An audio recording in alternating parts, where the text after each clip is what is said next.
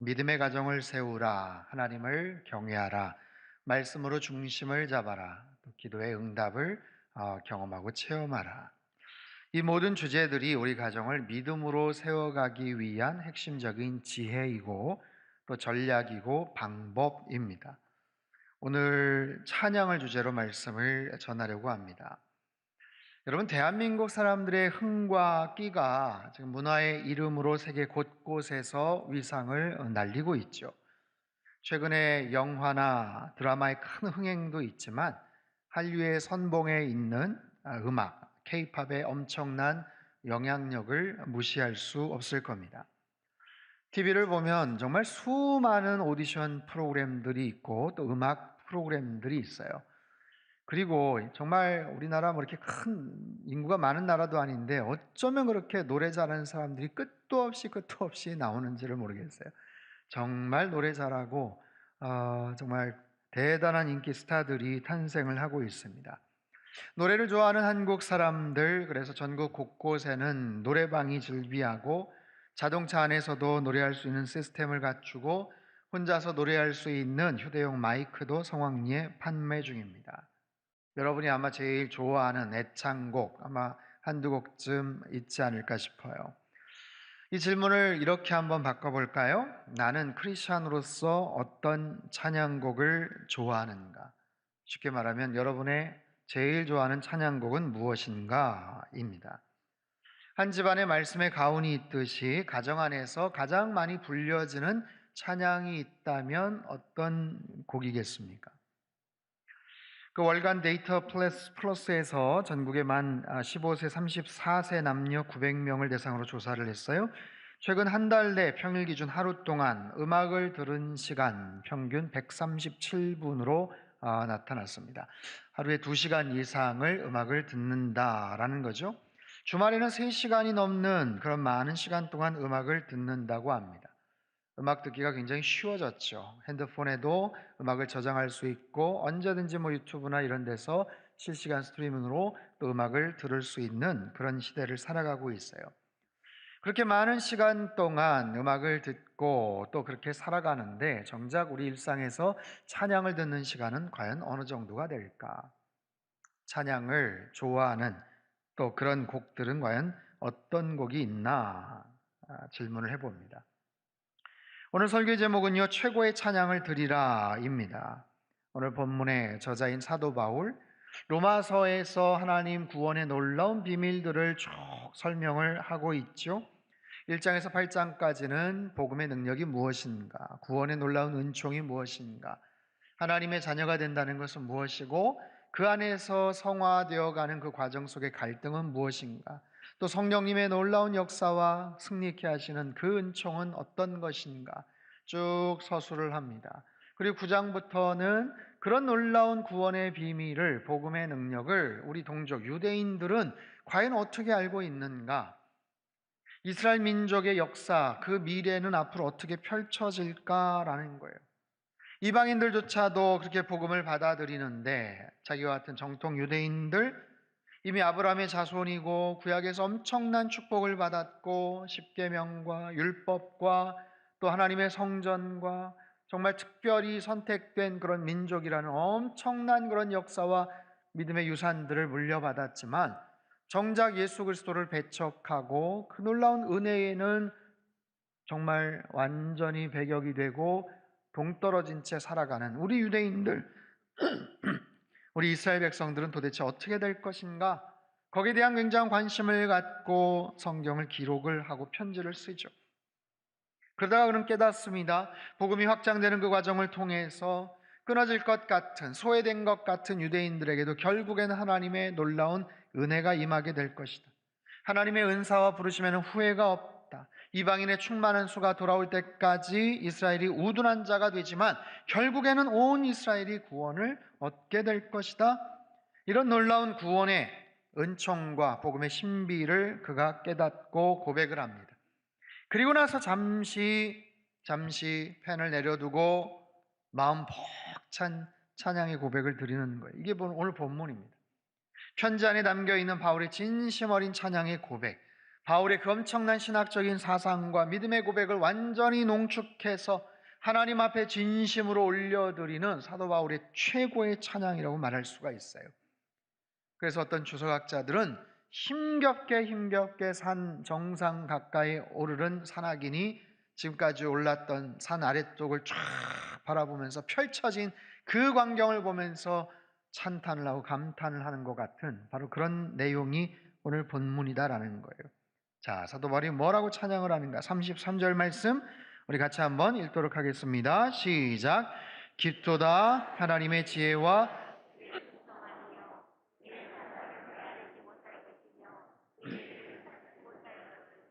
깊도다. 원문에는 오라는 감탄사가 들어가 있어요.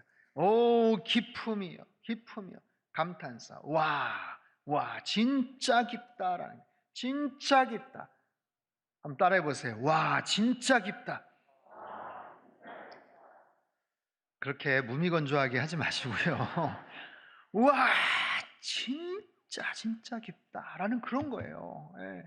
깊도다. 이 바도스라는 헬라어는요, 밑바닥, 저 심오한, 가장 깊숙한 곳, 그 하나님의 지혜와 지식의 풍성함이, 풍요함이, 이 풍성한 부유함은 하나님의 무한하신 끝간데가 없는, 양적으로만이 아닌 질적으로 가장 깊고 풍성한 하나님의 그 지혜와 지식의 풍성함이요, 깊음이요, 고백을 하는 거예요. 여러분, 가까운 대청호에 가서 호수를 봐도 기분이 좋은데 동해 바다에 가서 찬바람을 쐬면서 쫙 펼쳐진 바다를 보면 얼마나 시원합니까? 여러분, 바다를 처음 봤었을 때 혹시 기억이 있으세요? 제일 처음 바다에 가서 바다에 그 넓게 펼쳐진, 몽골에 있는 분들은 바다에 처음 본 바다를 보면 그냥 깜짝 놀란다는 거죠. 바다를 볼 수가 없는 그 지역적인 그런 한계 때문에 바다를 보면 깜짝 놀란다는 거예요. 태평양이나 아니면 대서양이나 혹시 큰 배를 타고 한번 항해를 하거나 크루즈 여행을 하신 적이 있습니까? 그 광활한 그 넓게 펼쳐진 그 바다 얼마나 넓습니까? 그리고 그 바다는 얼마나 또 깊습니까?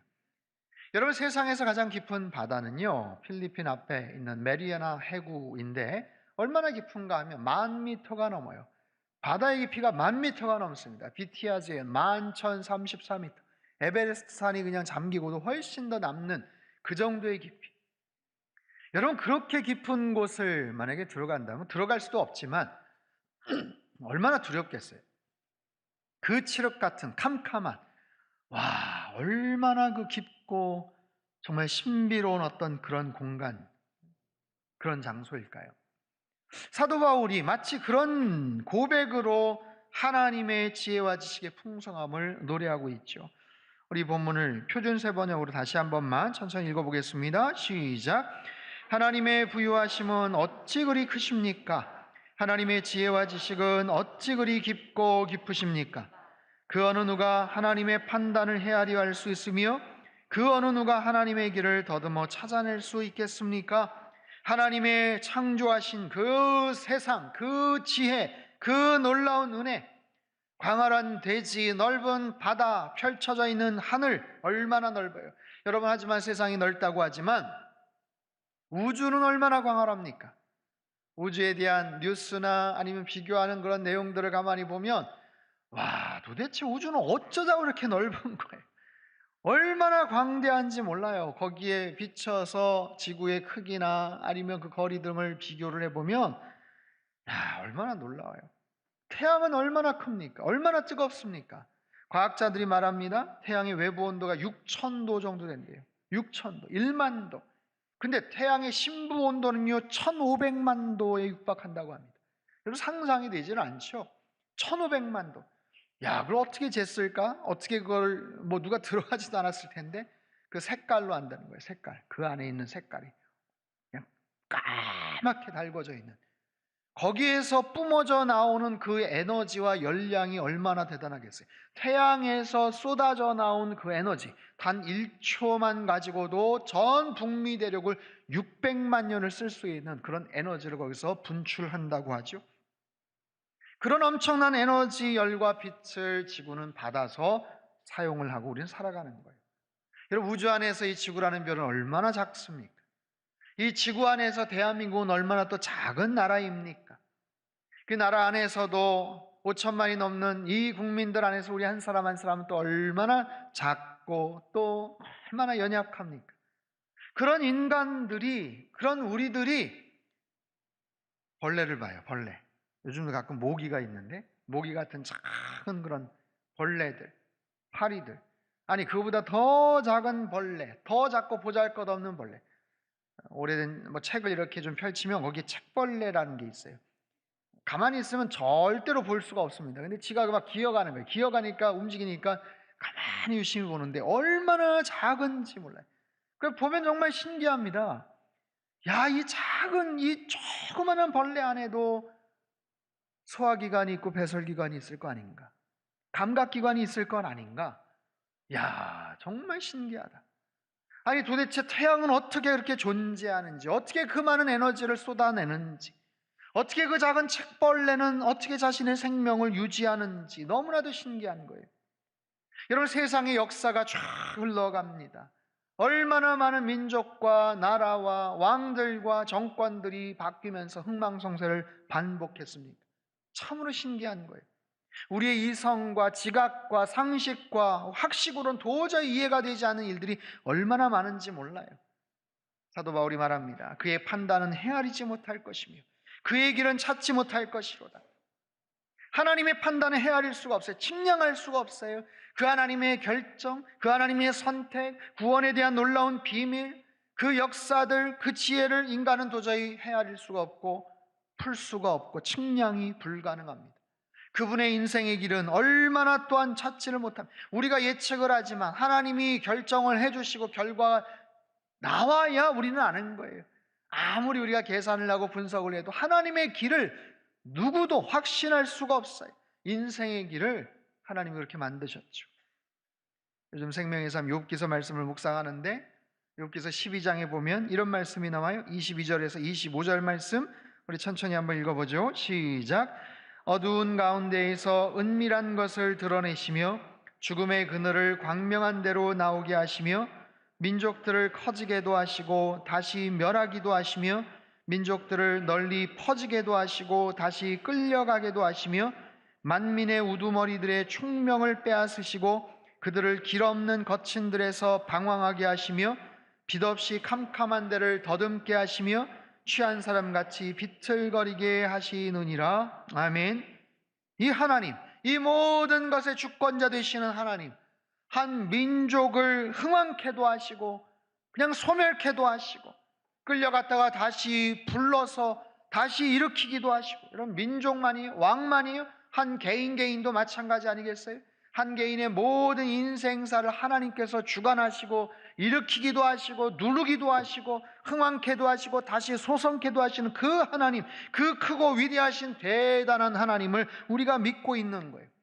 그분의 지혜와 지식과 총명과 그 명철과 그 모든 것들 얼마나 큰지 몰라요. 여러분, 그런데 그 하나님을 우리 인간이 어떻게 정말 말로 우리의 짧은 식견으로 하나님을 어쩌고 저쩌고 운운할 수가 있겠어요? 무엇이 하나님의 뜻이다, 이러면 아니다, 이것은 하나님이 이럴 것이다, 저럴 것이다, 쉽게 이야기하기가 참 이거는 너무나도 어려운 거예요. 그래서 바울이 세 가지를 질문하죠. 누가 주의 마음을 알았느냐? 누가 그의 모사가 되었느냐? 누가 주께 먼저 드려서 갚으심을 받겠느냐? 아니, 누가 주의 마음을 다 헤아릴 수 있는 사람이 누가 있겠느냐? 아니, 누가 주의 모사가 되겠냐? 이건 조언자라는 거예요. 조언자. 하나님 옆에서 이러쿵저러쿵 조언할 수 있는 사람. 하나님, 이거는 이래서 안 되고요, 이건 이렇게 하는 게 좋을걸요. 누가 그러겠느냐? 누가 주께 먼저 드려서 갚으심을 받겠냐? 여러분, 사람은 결핍이 있어요? 부족함이 있어요? 하지만 하나님은 인생이 아니셔. 완전하신 분이에요. 그런 하나님 앞에 누가 감히 하나님 먼저 필요하신 것 같으니까 제가 먼저 드릴 테니까 나중에 좀 갚아주세요, 이럴 사람이 어디 있습니까? 여러분, 인간은 참 연약하고 무지합니다. 그래서 많은 죄와 허물 그리고 많은 실수와 과오를 저지르죠. 그런 인간의 무지함과 그런 연약함과 죄성과 악함은 신의 수준을 함부로 운운하면서 자기들의 수준으로 끌어내리고 있어요. 인간의 신의 존재를 있다, 없다, 어쩌고 저쩌고 단정 짓는 것 자체가 이건 난센스고 불경스러운 일이죠. 인간의 그 모든 이성과 지각과 계산과 합리적인 추론을 통해서도 그 통계를 가지고도 하나님의 실체, 신의 실체, 존재를 입증하고 측정하고 계산할 수가 없어요. 하나님은 모든 것을 초월해 역사하시는 하나님이세요.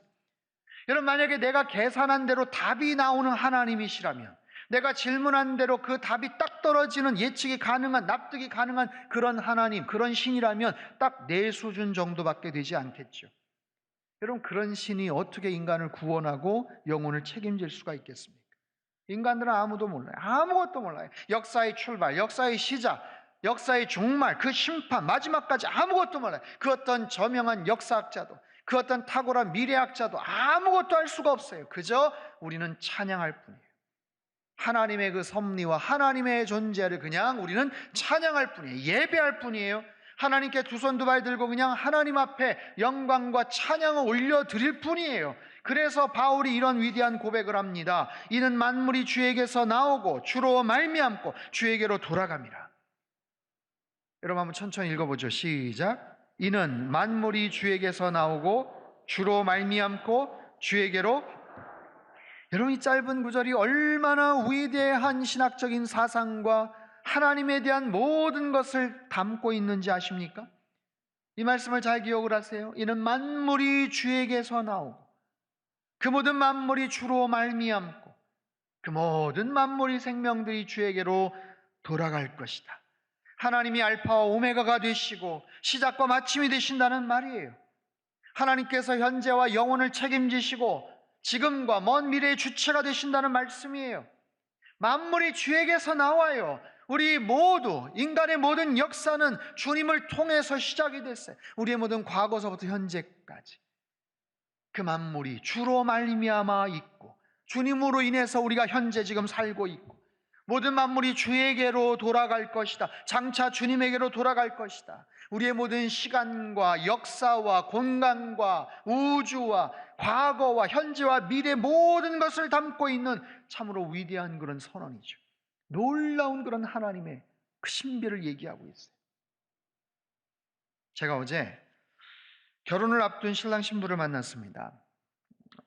신랑이 어렸을 때만 교회를 좀 다녔다고 해서 신앙을 갖고 열심히 이제 교회를 다니라고 제가 권면을 했어요. 그러면서 이런 이야기를 했습니다. 기독교 신앙이라는 것은, 기독교에서 말하는 하나님을 믿는다는 것은 그 하나님께서 우리의 모든 과거와 현재와 미래를 책임지시고 인도하신다라는 것을 우리가 붙잡는 것이다. 하나님 우리의 모든 출발이고 우리의 마침이 되신다. 세상의 그 어떤 종교나 철학도 그것을 자신 있게 말할 수 있는 그런 종교는 없어요.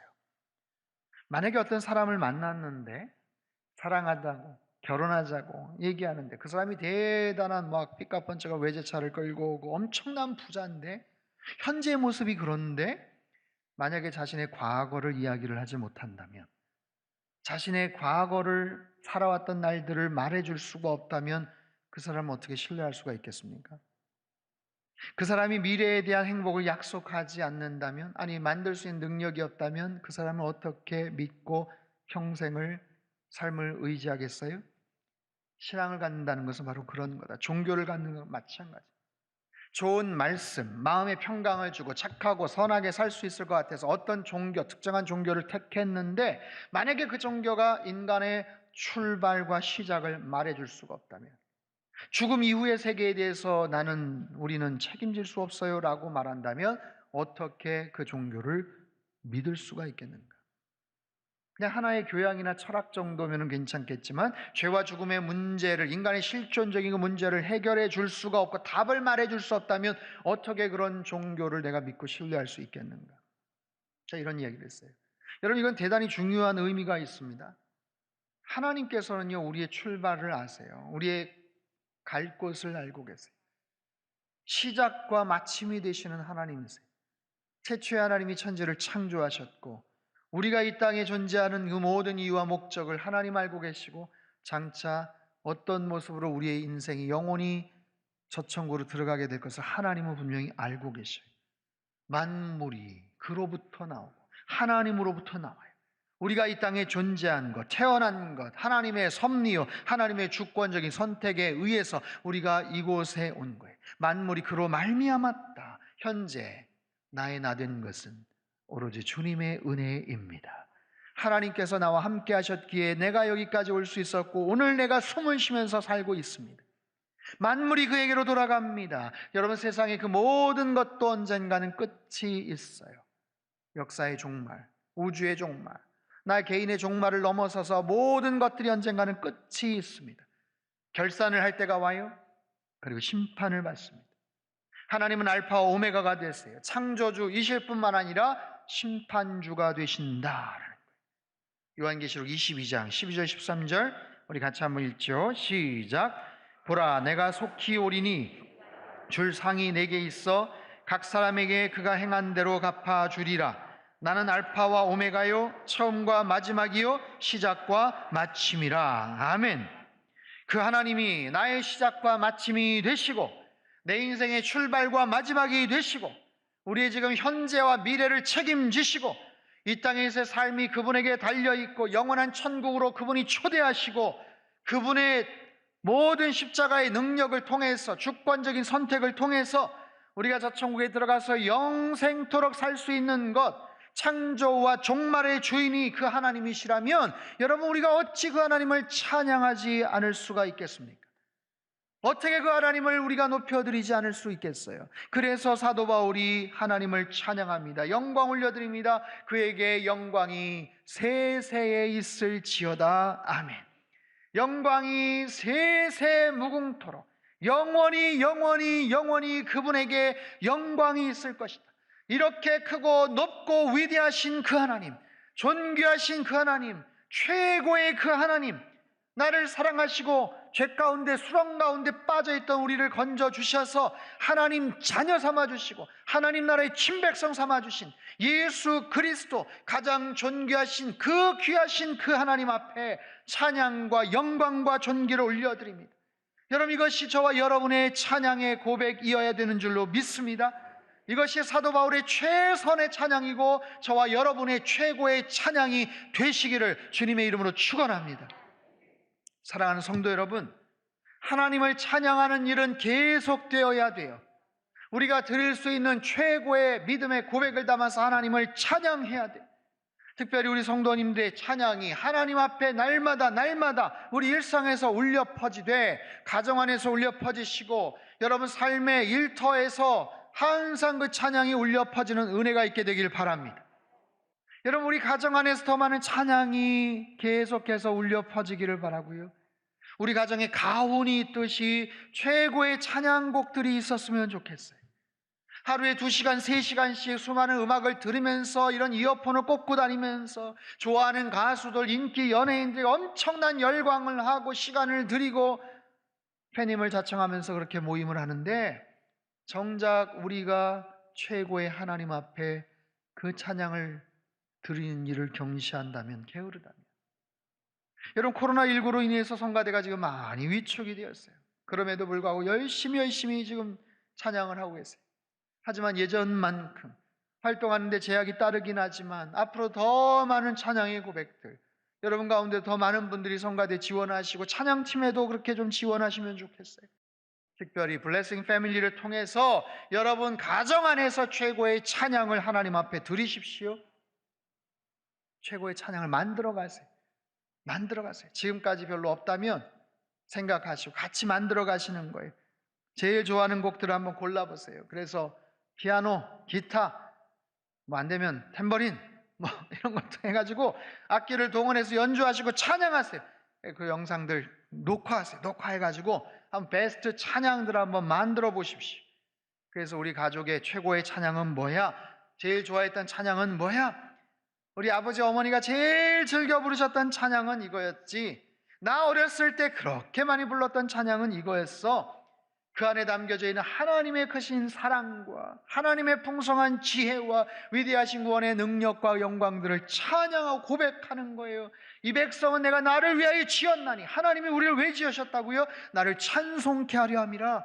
우리를 지으신 목적이 하나님을 찬송케 하려 하는 거예요. 사도 바울이 말합니다. 깊도다 깊도다. 그 하나님의 지혜와 지식의 풍성함이요 부유함이요 모든 만물이 그분에게서 나오고 모든 만물이 그분으로 인해서 말미암고 모든 만물이 그분에게로 돌아갈 것이다. 영광과 존귀와 찬양이 세세 무궁토록 있을지어다. 여러분, 그 하나님을 찬양하며 사시기를 바랍니다. 일평생 가장 존귀하신 하나님, 최고의 하나님 앞에 최선의 노력으로 최고의 찬양을 드리시는 저와 여러분의 삶이 되시기를 주님의 이름으로 축원합니다.